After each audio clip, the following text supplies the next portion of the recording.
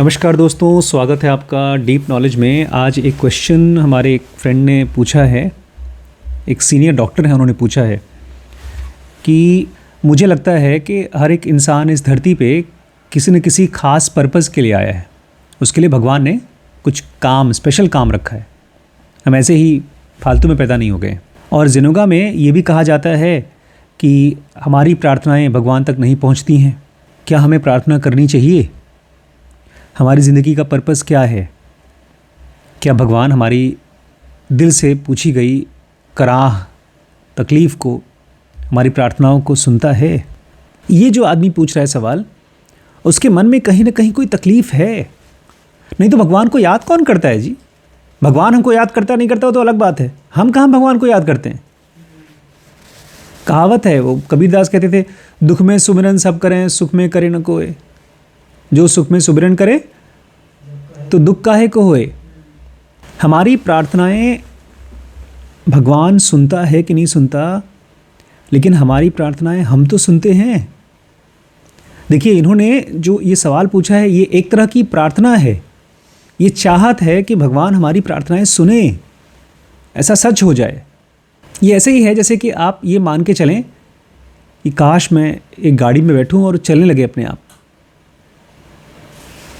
जैसे वो बच्ची बोल रही थी कि हम तो जिनोगा पढ़ते हैं और मेरी लाइफ की सारी प्रॉब्लम ख़त्म हो जानी चाहिए, क्योंकि जिनोगा में लिखा हुआ है जो भी इस किताब को कायदे से रखेगा, चाहे पढ़े चाहे न पढ़े, उसकी लाइफ में कोई प्रॉब्लम नहीं आएगी। इसमें एक और बात है कि भगवान क्या है। भगवान की पर्सनालिटी होती है, क्योंकि अगर वो कोई इंसान की तरह है और उसके पास टाइम नहीं है तो हमारे किसी काम का भी नहीं भगवान। भगवान क्या है? अनुज के हिसाब से भगवान हमारे अंदर की एक भावना है, एक फीलिंग है जो दिखती नहीं है लेकिन एहसास होते हैं। शायद आप उसको बोल रहे हैं जब आप आंख बंद करके आपके आंखों में आंसू आते हैं, आप अच्छा फील करते हैं, इमोशनल फील करते हैं, उसको कह रहे हैं। अगर ऐसा सवाल मेरे मन में आता है, मतलब मेरे मन में ये सवाल आए कि क्या भगवान मेरी प्रार्थना सुनते हैं, तो मैं जाकर के टटोलूँगा कौन सी चीज़ मैं भगवान से चाहता हूँ। इन्होंने एक और सवाल इसी में पूछा है कि आदमी इस धरती पर किसी पर्पज़ के लिए पैदा होता है, किसी ख़ास काम के लिए पैदा होता है। इसका मतलब ये है, ये जो काम कर रहे हैं इस समय, वो उस काम को बहुत एंजॉय नहीं करते, उससे खुश नहीं है। और शायद इसीलिए वो भगवान से प्रार्थना कर रहे हैं कि काश मुझे कोई ऐसा काम दिला दो जिसमें मैं पूरे मन से इन्वॉल्व हो सकूं। इसमें इनका भगवान से बहुत ताल्लुक़ नहीं है, ये भगवान में इंटरेस्टेड नहीं है। क्योंकि भगवान का नेचर कैसा होता है, भगवान तक हमारी प्रार्थना कैसे पहुंचती हैं, ये कई सालों से उन्होंने कोशिश की होगी, लेकिन सारी कोशिशें, जैसे आपने एकदम सही कहा, वो स्वार्थ के साथ भरी हुई हैं। लेकिन प्रॉब्लम खाली इतनी नहीं है, प्रॉब्लम ये है कि वो सेल्फिशनेस उनको दिख नहीं रही है।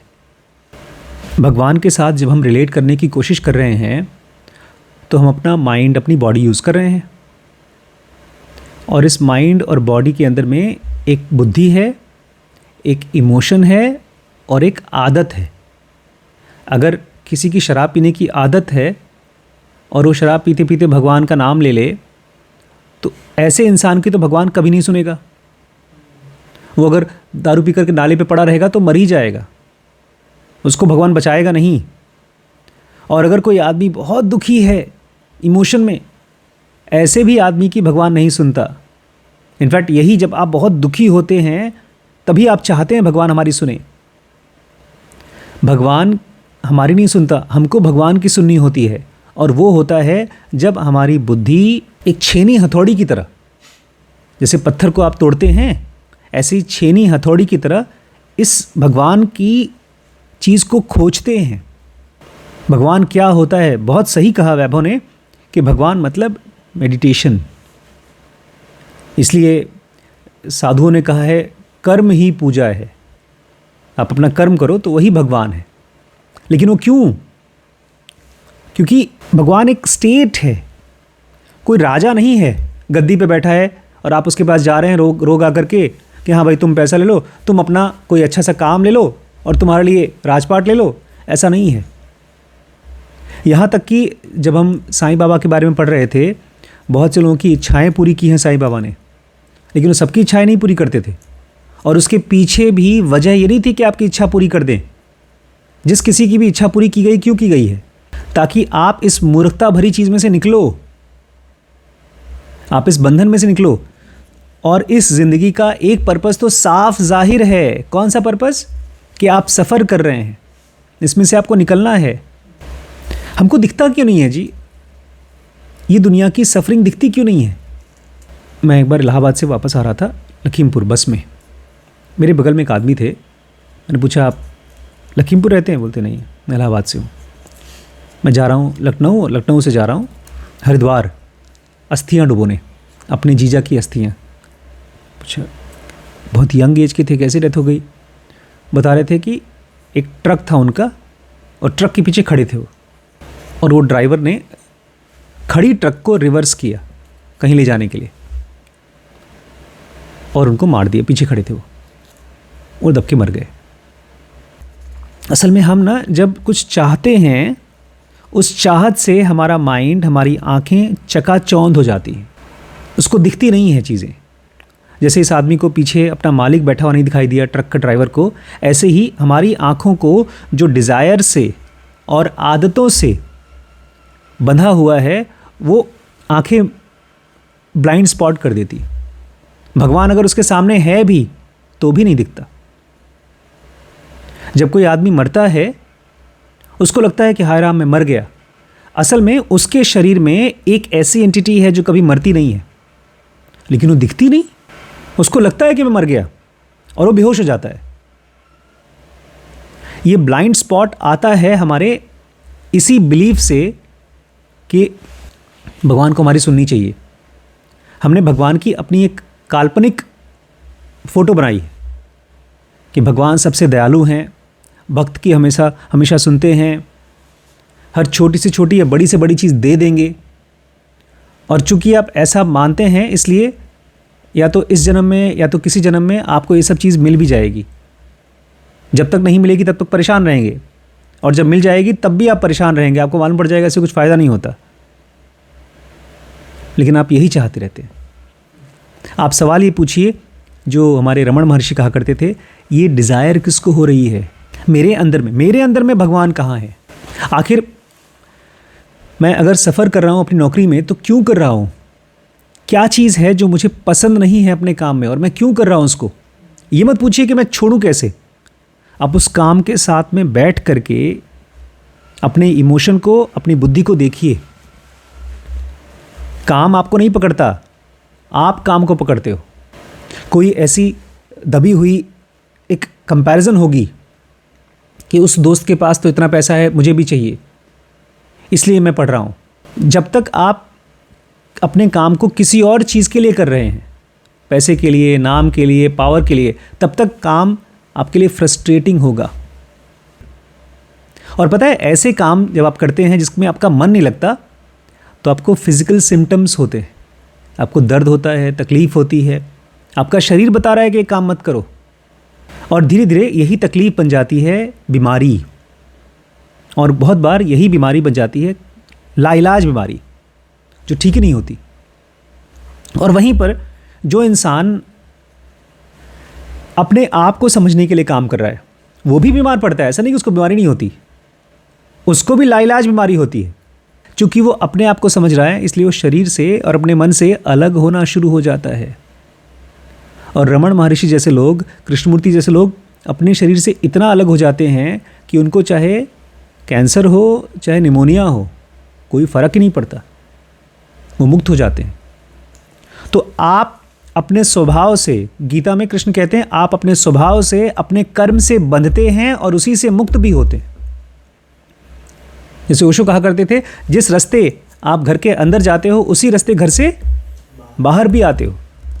तो आप जाइए ऑफिस, लेकिन घर से नहा धो करके अपने ऑफिस जाते समय आसपास दुनिया को देखिए, जिन लोगों के साथ काम कर रहे हैं उनको देखिए, वहीं ध्यान दीजिए।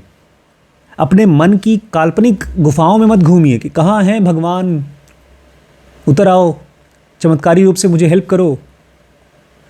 वो चमत्कार होगा, लेकिन वो तब होगा जब आप सामने देखेंगे, देखा था वो साईं बाबा के पास वो औरत आई थी बच्चा मांगने के लिए, बहुत बड़ा ऑफिसर आया था साईं बाबा के पास।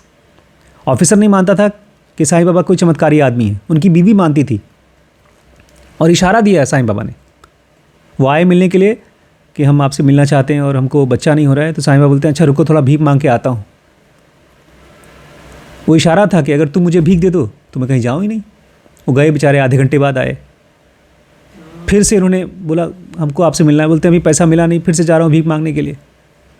ऐसे चक्कर काटते रहे और इशारा समझ में नहीं आया। हमको रोज़ भगवान इशारे करता है। ऐसा एक भी दिन नहीं जाता जब हम सपने में इशारा नहीं पाते, अपने माइंड बॉडी से इशारा नहीं पाते। हमको पढ़ना आना चाहिए, उसके लिए चाहिए सब्र, धीरज। और ये जो लाइफ मुझे क्यों दुनिया में पैदा की है, पर्पज़ क्या है, यही पर्पज़ है कि अपने अहंकार को पहचानो, अपने विचारों का गलत मूवमेंट को पहचानो। आप एक काम को एंजॉय करते हुए भी कर सकते हैं और अच्छे से अच्छे काम को बोर होते हुए भी कर सकते हैं आप। मुझे लगता था फिल्मों में काम करना सबसे एंजॉयबल चीज़ है, दुनिया में सबसे इंटरेस्टिंग काम होगा फिल्मों में एक्टिंग करना। और वो बेचारी एक बच्ची आई थी जो फिल्मों में काम करती थी, बोलती है सर इतना रोने वाला काम है। मैंने कहा कैसे? बोलती है सर जब आपका सीन में रोना है और आपको रुलाई नहीं आ रही है, ज़बरदस्ती रोना है, तो आपको केमिकल डाल डाल के रोना पड़ता है, ग्लिसरीन डालना पड़ता है, रोना पड़ता है, और फिर भी रुलाई नहीं आ रही है। आपको डायरेक्टर डांट रहा है, आपको ज़बरदस्ती इमोशन पैदा करना पड़ता है, आपको कुछ और सोच करके रोना पड़ता है। हर चीज़ के लिए एक कल्पना है कि ये अच्छी होगी, ये ख़राब होगी। इनकी भी एक कल्पना होगी कि मुझे कोई ऐसा काम मिलेगा कि उसमें तो परफेक्ट होगा सब कुछ। अच्छे से अच्छे काम में भी कोई ऐसी बोरिंग चीज़ होती है जो आप नहीं करना चाहते। तो किसी भी चीज़ को अच्छे से करने के लिए आपको धीरज डालना पड़ेगा, और धीरज अपने आप नहीं आता, उसमें प्रैक्टिस से पैदा करना पड़ता है। ये माइंड का नेचर है बोर्डम। ये बेसिकली बोर्ड हैं, फ्रस्ट्रेटेड हैं और बोर्ड हैं। और पता है फ्रस्ट्रेशन बोर्डम क्या होता है? क्या होता है फ्रस्ट्रेशन बोर्डम? जिस समय आप जहाँ हैं उस समय अगर आप वहाँ न रहकर अपने दिमाग के अंदर हैं तो आप फ्रस्ट्रेटेड होंगे, बोर्ड होंगे। एक सिंपल सा नियम है। समझ गया। आप यहाँ बैठे हैं, मान लीजिए आप और बाहर बैठे हैं, आप चौकीदार का काम करते हैं, आप कुछ और काम नहीं करते, एक बेसिक चौकीदार का काम करते हैं, और आप अपने दिमाग में खोए हुए हैं कि क्या ज़िंदगी है, बैठना पड़ रहा है, रात भर परेशान है, दिन भर परेशान है, नौकरी के लिए बैठे हैं, कुछ है ही नहीं करने को। तो आप कहाँ हैं? आप वहाँ नहीं हैं, आप दिमाग के अंदर में हैं। और वहीं पर एक गौतम बुद्ध जैसा इंसान यहाँ रहता है, बैठा है यहाँ, तो देखता है आसपास। उसको कभी गिलहरी दिखाई देती है, कभी पेड़ का पत्ता दिखाई देता है, कभी उसको दिखाई देता है अरे यहाँ गंदगी है, इसको साफ़ कर देता हूँ मैं।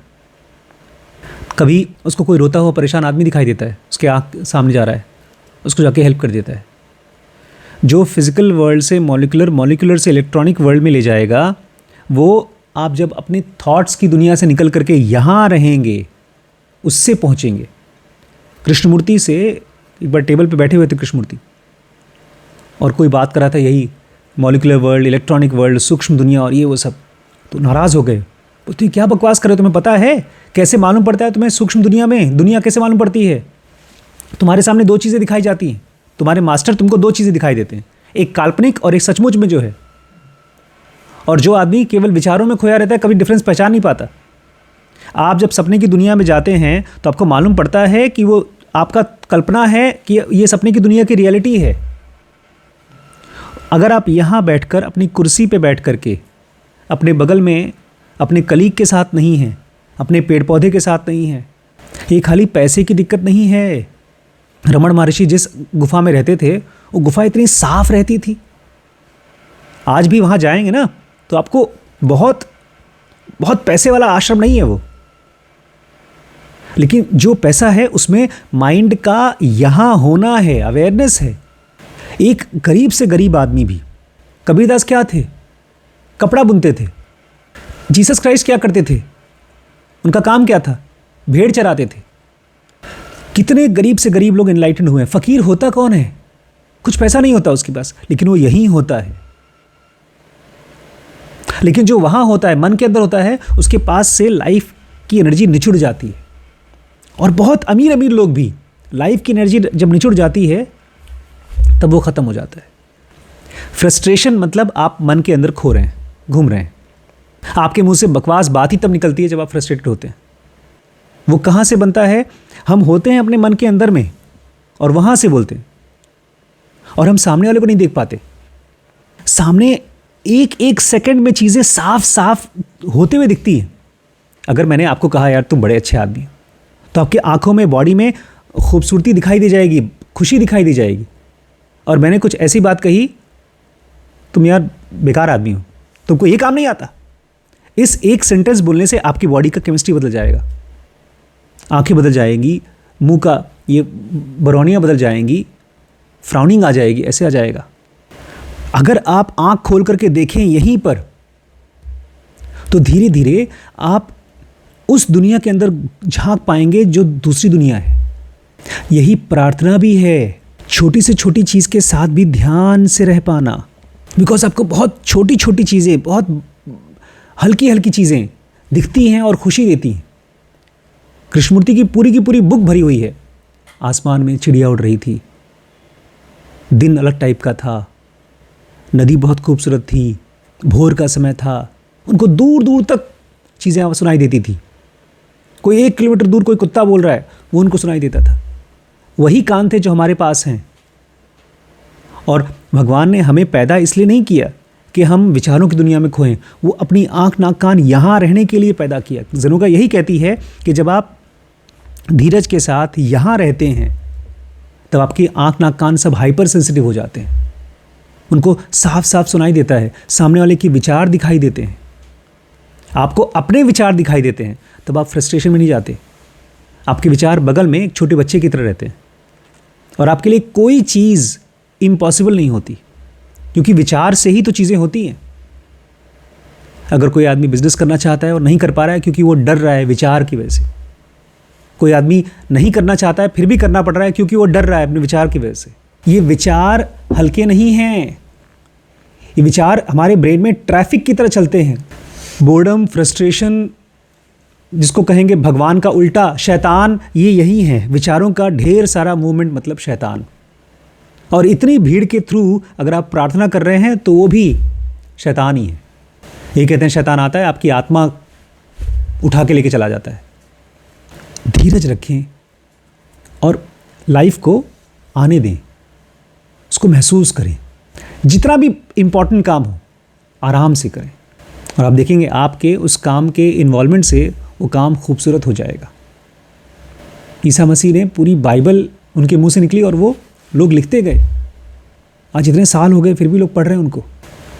भगवान हमारे आप जैसा ही इंसान है जो बहुत धीरज के साथ जी रहा है ज़िंदगी, और दिमाग के अंदर नहीं जी रहा है, दिमाग से बाहर इस दुनिया में जी रहा है। उसके लिए मॉलिक्यूलर वर्ल्ड, इलेक्ट्रॉनिक वर्ल्ड कोई कल्पना की दुनिया नहीं है।